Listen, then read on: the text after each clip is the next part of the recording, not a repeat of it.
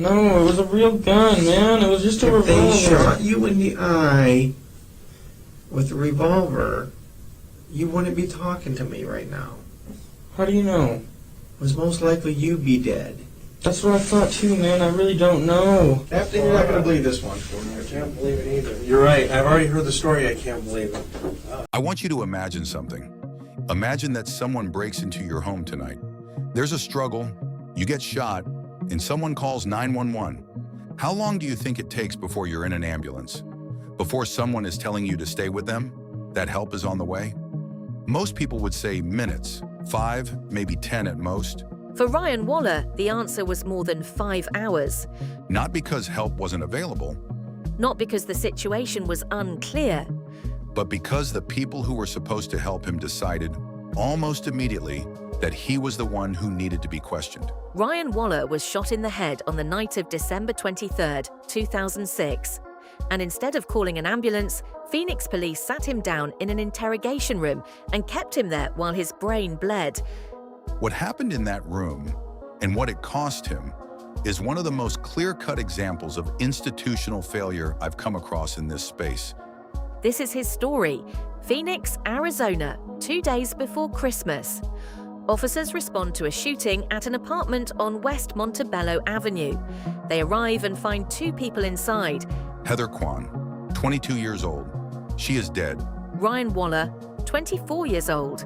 He is alive, but barely. He has a gunshot wound to the face. The bullet entered near his left eye and is lodged somewhere inside his skull. He is conscious. He is sitting up, but he cannot speak in full sentences. He can't track a conversation. He keeps losing the thread of questions mid-answer. You know why you're down here, Ryan? You have no idea why you're down here? Okay. He is visibly severely injured. Any doctor, any paramedic, any person with basic first aid knowledge would look at Ryan and say the same thing. This man needs a hospital right now.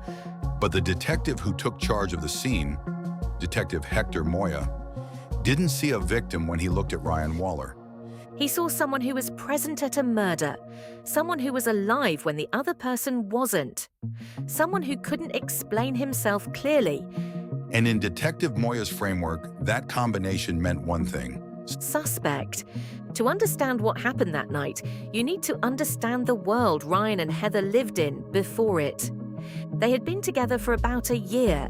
They shared that apartment on West Montebello. People who knew them described a normal relationship. No history of violence, no public conflicts, nothing that would make you look twice.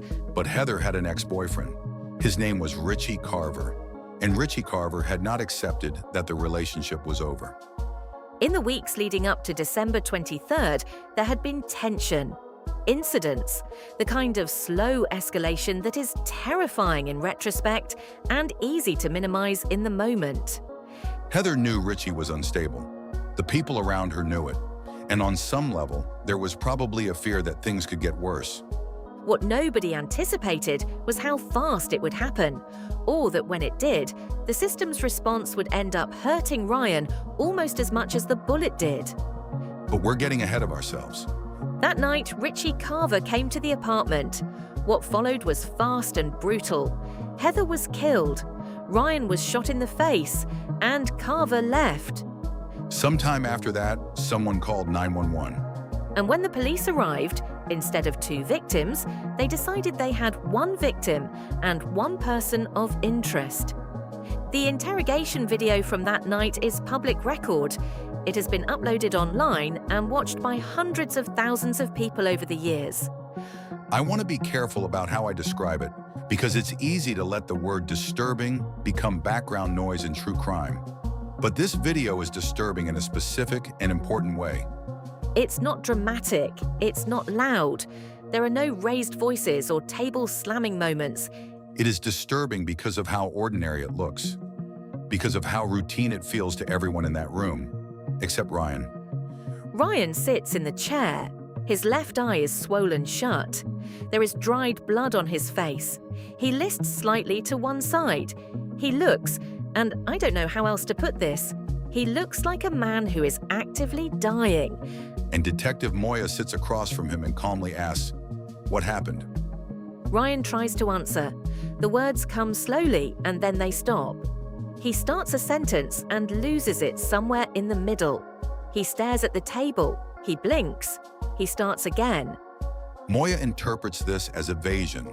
A neurologist would interpret it as someone whose brain is hemorrhaging inside their skull. This goes on for 5 hours. 5 hours of questions. 5 hours of a man with a bullet in his head trying to form coherent thoughts for someone who has already decided what those thoughts mean. At no point during those 5 hours does anyone call for medical assistance. At no point does a supervisor walk in, look at Ryan and say, "Stop, something is wrong here. This man needs help." At no point does the system that exists, at least in theory, to protect people, protect Ryan Waller. They keep asking questions. There's a moment in the footage that I keep returning to. Moya asks Ryan to walk him through the sequence of events, and Ryan just stops. His mouth opens. His eyes go somewhere else entirely, and he sits there in silence. Moya leans forward, presses him to continue. And Ryan, with a bullet lodged behind his eye socket, having been shot hours earlier, sitting under fluorescent lights in a police interrogation room 2 days before Christmas, Ryan tries again. That effort, that attempt, it's the part that gets me every time. Because the system around him has completely failed to see what is right in front of it. And Ryan is still trying. While Ryan Waller sat in that room, Richie Carver was not hiding. He was arrested later that same night, not far from the apartment with the murder weapon. He had clear and documented motive. He had a history of conflict with Heather. The physical evidence was not ambiguous. The case against Richie Carver, once investigators actually looked at it, was straightforward. He killed Heather Kwan. He shot Ryan Waller and left him for dead. He was convicted of first-degree murder and sentenced to death. In that narrow sense, justice was served. But here's what that timeline means in practice. While police were focused on Ryan as a suspect, Carver had already been identified and picked up. The interrogation of a critically injured man had not solved the case. It had just delayed his treatment. By the time Ryan was finally taken to a hospital, hours had passed since the moment the bullet entered his skull. And with traumatic brain injuries, those hours are not recoverable. Every minute of delay is permanent damage. Every hour is a door that closes and doesn't reopen. Ryan's family later alleged in a lawsuit that the delay in medical treatment directly and significantly worsened his injuries. That the outcome, his outcome, could have looked different. We'll never know how different. That's the part no settlement can account for. Ryan Waller survived the night. But he didn't survive it whole. He suffered severe and permanent brain damage. He required full-time care for the rest of his life. The version of Ryan who had been building a life in that apartment, working, loving someone, making plans, was gone in ways that were never going to come back. His family filed suit against the Phoenix Police Department, arguing that what happened in that interrogation room wasn't just a mistake. It was negligence with consequences that could and should have been prevented. The case was settled. Detective Hector Moya was never criminally charged. He remained on the force. Ryan Waller died in 2016. He was 34 years old. 10 years after the night that changed everything, 10 years of living with what the bullet did and with what the delay made worse, he was gone. Heather Kwan never got to see 30. Richie Carver is on death row, and Detective Moya continued his career. That is the full accounting of what this case produced. I've thought carefully about how to close this one out, because it would be easy and honestly satisfying to frame this as the story of one bad detective who made a catastrophic call and ruined a man's life. That narrative is clean. It has a villain. It resolves neatly. But that's not quite what this is. What this is a story about what happens when no one in a system stops to ask the obvious question. For 5 hours, Ryan Waller was in a building full of trained law enforcement professionals. People with supervisors above them. People with protocols designed for exactly these situations. People who, at any moment, could have walked into that room and changed what happened next. None of them did. And that's not a coincidence. That's not just bad luck. That is what happens when the momentum of an assumption becomes more powerful than the evidence directly in front of you. Moya decided Ryan was a suspect. And once that decision was made, everything Ryan did, the confusion, the slow answers, the inability to speak clearly, got filtered through that lens. The system around Moya didn't push back. It just followed. Ryan Waller wasn't failed by one person.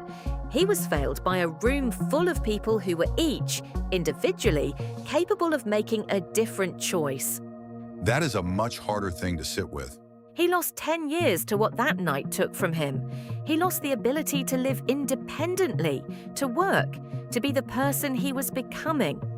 And the clearest answer we have for why is that a detective looked at a man with a bullet in his skull and decided the most important thing was to figure out if he was guilty. I don't think that detective is a monster. I think he was wrong. I think he was careless with a human life in a way that had permanent consequences. And I think the absence of accountability for that is its own kind of verdict on the system. Ryan Waller deserved better. Heather Kwan deserved better. And the least we can do, the very least, is make sure their names aren't forgotten. If stories like this matter to you, subscribe to Shadow Dossier. We'll see you in the next one.